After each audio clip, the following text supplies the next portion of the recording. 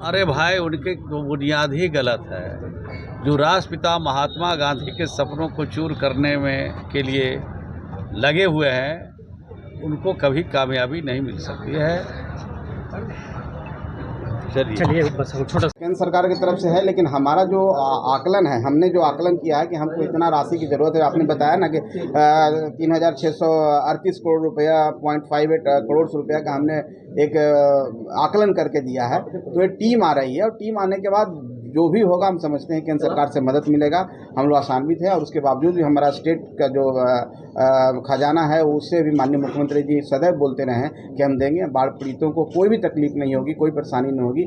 जितना हम लोग दे सकते हैं उनको विस्थापित करने के लिए, उनके घर टूटे हैं उनके घर को फिर से बनाने के लिए, जीवन को सही तरीके से लाने के लिए हम लोग पूरी कोशिश करेंगे। ठंड के समय आ रहा है उससे पहले? हाँ, निश्चित तौर पर कल टीम 22 को यहाँ मीटिंग करेगी। 22 के बाद जा करके अपना मेमोरेंडम केंद्र सरकार को दिया जाएगा। उसके बाद तुरंत हम समझते हैं कि इस महीने में के अंत तक हम आशा करते हैं कि सारा जो भी वहाँ से मदद होगा वो आएगी और हम लोग पुनः सब जहरीली शराब से दर्जनों लोगों की जान गई है, क्या कहेंगे? उसको लेकर भी कोई मुआवजा सरकार देती है? पहले देखिए, जो भी ऐसा हुआ उसकी संवेदना हम व्यक्त करते हैं। और बिहार में देखिए कि पूर्ण शराबबंदी है। इसी कारण से शराबबंदी लागू किया गया था कि जो गरीब तबके के लोग हैं, जो कमज़ोर तबके के लोग हैं, जिनका पैसा बच्चों को पढ़ाई में जाना चाहिए, स्वास्थ्य में जाना चाहिए, वो पैसा चला जाता है शराब सेवन में। इसलिए माननीय मुख्यमंत्री जी आदरणीय श्री नीतीश कुमार जी ने यहाँ पर शराबबंदी लागू की थी। उन गरीबों के लिए शराबबंदी लागू की थी। लेकिन आप जानते ही हैं कि समाज में कुछ ऐसे तबके लोग होते हैं, कुछ आदतन अपराधी होते हैं, आदतन उनको कानून का भय नहीं होता। कुछ ऐसे लोग जो सप्लाई चेन चलाते हैं। आप सिवान या गोपालगंज के इलाके में जो बॉर्डरिंग इलाका है यूपी का, वहाँ से कुछ आया है और शराब जब आता है, गलत चीज़ आता है तो जहरीली होता है, उसके कारण नुकसान हुआ है। तो हम समझते हैं कि हम लोग की पूरी संवेदना है और पीड़ित परिवारों के प्रति। देखिए, जहाँ तक मुआवजा की बात है तो ऐसा सच मुआवजा नहीं, लेकिन पिछली बार माननीय मुख्यमंत्री जी ने कुछ लोगों को दिया था। कुछ ऐसे परिवार होते हैं जिनका कमाने वाला एक ही व्यक्ति है और वो चले गए, उनके छोटे छोटे बच्चे हैं, तो सरकार संवेदना रखती है, सरकार उस पर विचार कर सकती है। और ऐसा कुछ होगा तो सरकार इस मुआवजा देने की भी बात कर सकती है। लेकिन एज सच रूल में ऐसा कोई मुआवजा शराब से मृत्यु के कारण नहीं है। लेकिन ये मानवता ग्रांट पर माननीय मुख्यमंत्री जी की दूरदर्शिता है। माननीय मुख्यमंत्री जी के कारण वो पूरी समीक्षा कर रहे हैं। आपने देखा होगा कि कल मीटिंग, हाई लेवल मीटिंग भी हुई थी। तो माननीय मुख्यमंत्री जी इसके लिए सक्षम है और अपने तरफ से सारा चीज़ कर रहे हैं। आप लोग निश्चित रहिए, बिहार में ऐसे लोग बचेंगे नहीं। कड़ाई से उनके साथ पेश किया जाएगा जो इस तरह के शराब परोसने का काम करते हैं, छोटे हमारे जो गरीब लोगों को बरगलाने का काम करते हैं, यहाँ के जो वर्क फोर्स है उसको कमजोर करने का काम कर रहे हैं। निश्चित तौर पर उन पर कार्रवाई होगी और आने वाला समय में सप्लाई चेन हम लोग रोक पाएंगे, ये आश्वासन में। कांग्रेस नेता हैं वो कह रहे हैं कि शराब को जो है वो खोल देना चाहिए, आपका राजस्व भी बढ़ेगा, दुगने दाम पे शराबबंदी तो पूरा फेल बता अजीत शर्मा कह रहे हैं। अब देखिए, कांग्रेस नेता ऐसा क्यों बोल रहे हैं मुझे नहीं मालूम है। जब शराबबंदी लागू हुआ था तो कांग्रेस के नेता ने भी हाथ उठाया था।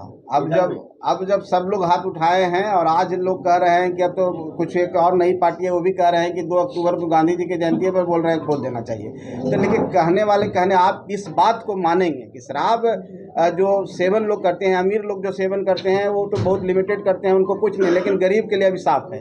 तो आप मानते हैं कि अमीर लोग सेवन करते हैं? देखिए, हम ऐसा नहीं हम कह रहे हैं कि लोग नहीं करते हैं। हम ये नहीं कह रहे हैं कि बिहार में करते हैं, बाहर के राज्यों में करते हैं, दूसरे देशों में भी लोग करते हैं। लेकिन उनका अपना एक दायरा होता है, उनको पता है कि इससे क्या नुकसान होता है। लेकिन गरीब लोगों को ये पता नहीं है कि इसका क्या नुकसान है। सबसे ज़्यादा नुकसान गरीब को होता है। बिहार गरीब प्रदेश है, बिहार में लोग कमाने वाले लोग हैं और अगर वो शराब का सेवन करेंगे तो उनके बच्चे कैसे पढ़ेंगे, उनका भविष्य कैसे होगा? क्या आप लोग नहीं चाहते हैं कि वो भी समाज में आउटपुट दे सकें? क्या उनके बच्चे भी इस राज्य को बढ़ाने में उनका काम आ सके? पढ़ेंगे तभी तो। मैं तो आप लोग के माध्यम से सभी लोगों को यही आग्रह करना चाहता हूँ कि इस लत से अलग हो जाइए, ये बीमारी से अलग हो जाइए। ये आपकी तरक्की रोक रहा है, आपका विकास रोक रहा है और साथ साथ राज्य का भी विकास तेजस्वी यादव कह रहे हैं कि इजिली अवेलेबल है बिहार में। अब तेजस्वी जी को मिल जाता होगा। संतोष जी, मांझी जी कहे थे कि समीक्षा होनी चाहिए इस कानून की, आपको लगता है कि समीक्षा होनी चाहिए शराबबंदी? देखिए, माननीय मुख्यमंत्री जी हमेशा बैठक करते हैं। इसकी समीक्षा का मतलब क्या होता है कि हम अगर कहीं पर कुछ लूप होल है उसको और कड़ाई से पेश करें। तो माननीय मुख्यमंत्री जी हमेशा इस बात के लिए बैठक करते हैं। कल भी हाई लेवल मीटिंग हुई, तो यही है कि इसको और कड़ाई से हम कैसे लागू कर सकते हैं। इसके कहीं पर हमसे छूट गया, मान लीजिए कि किस पदाधिकारी का गलती से हो गया, कोई बड़ा सप्लाई चेन है, कोई उसके पीछे कोई बड़े बड़े लोग हैं, अगर ऐसे है तो उनके साथ भी कड़ाई से पेश आएगा। संतोष जी, मांझी जी ने ये भी कहा था कि शराब घर घर पहुंच रहा है, सूखी नशे की लत में युवा पड़ रहे हैं। अब देखिए मांझी जी की बात यहाँ मत कीजिए, उनका अपना क्या राय है। मांझी जी से की बात हमसे आप क्यों पूछते हैं? अब उनसे पूछिए ना। केंद्र में मंत्री हैं, अच्छी बात है, केंद्र में भारत सरकार के मंत्री हैं, लेकिन मांझी जी की बात को मैं नहीं बोल सकता हूँ। मैं एक व्यक्तिगत रूप में मैं बिहार सरकार का मंत्री हूँ, मेरा अपना आइडेंटिटी है। आप मांझी जी से क्यों जोड़ रहे हैं? बिहार में शराबबंदी सफल है? एकदम सफल है। अब जैसे कानून तो देश में बहुत सारा है, कुछ घटनाएं तो होती है, उसी तरह से शराबबंदी में अगर कुछ ऐसी घटनाएं छिटपुट होती है तो उसको ये मान के नहीं चलेंगे कि हाँ शराब परोसा जा रहा है, ये कर रहा है। ये घटना नहीं है, ये बहुत बड़ी घटना हुई है। निश्चित तौर पर बड़ी घटना है, लेकिन हमने कहा ना कि कोई भी कानून को कड़ाई से लागू करने में कुछ आदतन लोग होते हैं, कुछ पेशेवर लोग होते हैं, उनको आदत ही है, लेकिन ऐसे लोग भी पकड़े जाएंगे और ऐसे लोग को दंडित किया जाएगा। जहरीली शराब का जो नेक्सस है वो लगातार बढ़ते चला जा रहा है, इसको रोकने के लिए कुछ करना चाहिए। नहीं, सरकार हर स्तर पर प्रयास कर रही है और सरकार इसको रोकने में सफल भी हुई है। ये हम नहीं कह सकते हैं कि ये बढ़ रहा है, बढ़ नहीं रहा है, घट रहा है कि कभी एक्सीडेंट। उपचुनाव होना है, उम्मीदवार कौन होंगे? हमारी पार्टी का पार्लियामेंट्री बोर्ड का बैठक है, हम एक ही उम्मीदवार हमको तय करना है, लेकिन हम डेमोक्रेटिक तरीके से कर रहे हैं और आज सब बैठेंगे, आज विचार होगा, विचार होने के बाद आप सबको बता दिया जाएगा। बहुत धन्यवाद। सहयोग मिलेगा और हम लोगों के बीच में जो भी राशि है, ऐसे भी बिहार सरकार माननीय मुख्यमंत्री जी ने कहा है कि खजाना पर सबसे पहला अधिकार बाढ़ पीड़ितों का है, जो यहाँ के लोगों का है उनका है। तो हमारे स्तर से, स्टेट के स्तर से कहीं पर कोई दिक्कत नहीं है। माननीय मुख्यमंत्री जी खुद इसका मॉनिटरिंग करते हैं और दरभंगा गए हैं और भी जगह हवाई सर्वेक्षण किए हैं, और कहीं भी कुछ होता है तो राशि पहुँचाने के लिए सबसे ज़्यादा तत्पर प्रोएक्टिव रहते हैं। और हमारे एसीएस हैं प्रत्यय अमृत जी, वो बीमार होने के बावजूद भी हमने देखा है कि वो फील्ड में घूमे हैं, डेंगू से उबर पाए हैं। तो हम समझते हैं कि कलेक्टिव एफर्ट के कारण, जल संसाधन के इंजीनियर्स हों, जितने माननीय मंत्री हैं, सबके कलेक्टिव जो रिस्पॉन्सिबिलिटी थी और उसके एफर्ट के कारण हम लोग बाढ़ से निजात पा चुके हैं। आज के समय में हम समझते हैं कि पानी सब जगह उतर चुका है। एनडीआरएफ की टीम और एसडीआरएफ की टीम भी लगी हुई थी, करीब 32-34 टीमें लगी हुई थी, वो सब अब वापस आ गई है। हम लोग अभी राशन जो खाना सामुदायिक किचन वगैरह था बंद हो चुका है। अब हम लोग सिर्फ आकलन करने पर हैं कि कितना क्षति हुआ है और कितना हम लोग को पैसा देना है। यही कारण आप सबको बुलाए हैं। आप सबको बहुत बहुत धन्यवाद। हम लोग यहाँ पर उपस्थित हैं, आप सबको पुनः धन्यवाद देते हैं। आज का विषय आपदा से रिलेटेड है। आप सबको जानकारी होगा ही कि किस तरह से बिहार आपदा से उभरा है और बाढ़ आप 2 फेज़ में हमारे यहाँ आया था। एक गंगा में उफान आने के कारण और एक नेपाल से पानी आने के कारण हम लोग बाढ़ को झेले हैं और कम से कम 30 जिला, बिहार के 30 जिला प्रभावित थे। फर्स्ट फेज़ में आप कहें तो 12 जिला, दूसरे फेज़ में कहें तो 18 जिला के आसपास प्रभावित थे।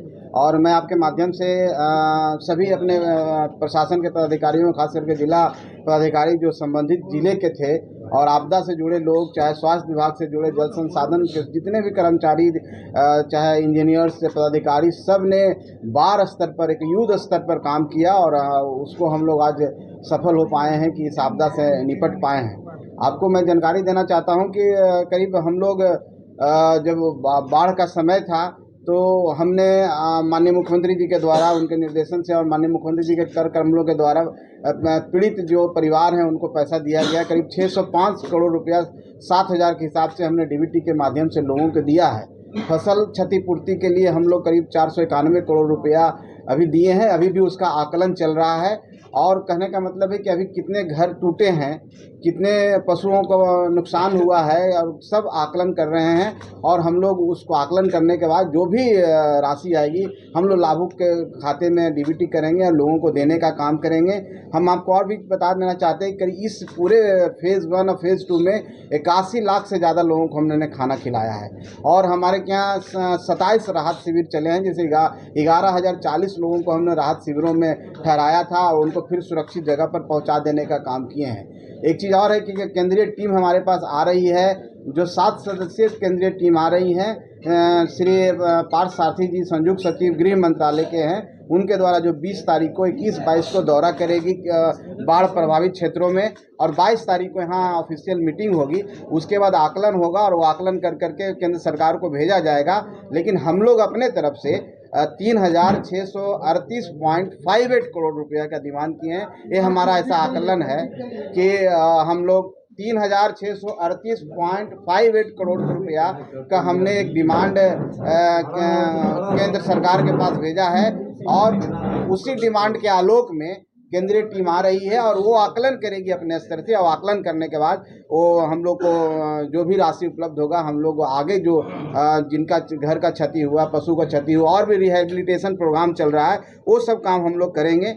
हम आपको बता देना चाहते हैं कि पूरे 1294 सामुदायिक किचन हम लोग ने चलाया है, जिसमें कि 81 लाख के आसपास लोगों ने खाना खाया है। तो हम समझते हैं कि 12 स्तर पर हमने काम किया और सभी लोग जिसमें लगे हुए थे। आपका भी बहुत बड़ा योगदान है। और हम दरभंगा गए थे, दरभंगा में भी मैंने देखा, वहाँ के लोगों से बात की और वहाँ के मीडिया पर्सन से भी बात की। दरभंगा के मीडिया भाई ने बोला कि वहाँ के डीएम और एसडीओ ने खुद अपने हाथों से बोरा उठा करके जो बांध टूटा था वहाँ भरने का काम किया। तो बहुत रात भर लोग जाग के काम किए हैं, और इसी का नतीजा है कि आज हम लोग सही तरीके से जान माल का नुकसान ना के बराबर हुआ और सही तरीके से लोगों को सुरक्षित स्थान पर पहुंचा दिए। तो आज हम इसी बात बताने के लिए कि हम लोग केंद्र सरकार की टीम आ रही है, केंद्र सरकार के समक्ष हमने